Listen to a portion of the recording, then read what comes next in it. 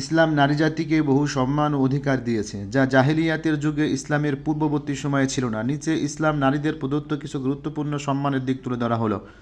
এক, মানবাধিকার স্বীকৃতি। ইসলাম নারীদের পূর্ণ মানবাধিকার দিয়েছে। কোরআনে বলা হয়েছে, আমি পুরুষ ও নারী তোমাদের সবাইকে একই আত্মা থেকে সৃষ্টি করেছি। সূরা নিসা।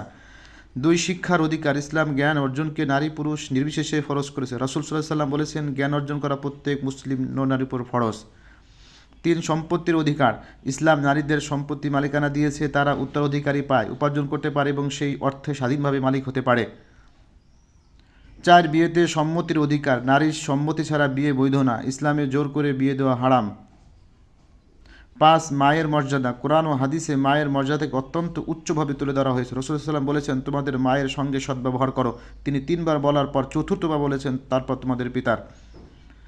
ইজ্জত ও নিরাপত্তা। ইসলাম নারীর পর্দা ও ইজ্জত রক্ষা করে তাকে সম্মানিত করেছেন এবং সমাজে তার নিরাপত্তার ব্যবস্থা করেছেন।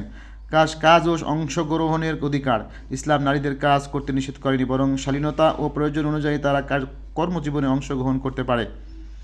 আট, আত্মমর্যাদা ও পরিচয় অধিকার। ইসলাম নারীকে কেবল পুরুষ অনুষঙ্গ নয়, বরং স্বাধীন পরিচয় অধিকার দিয়েছে, তাই একজন পূর্ণাঙ্গ মানুষ ও সমাজের দায়িত্বশীল সদস্য হিসেবে।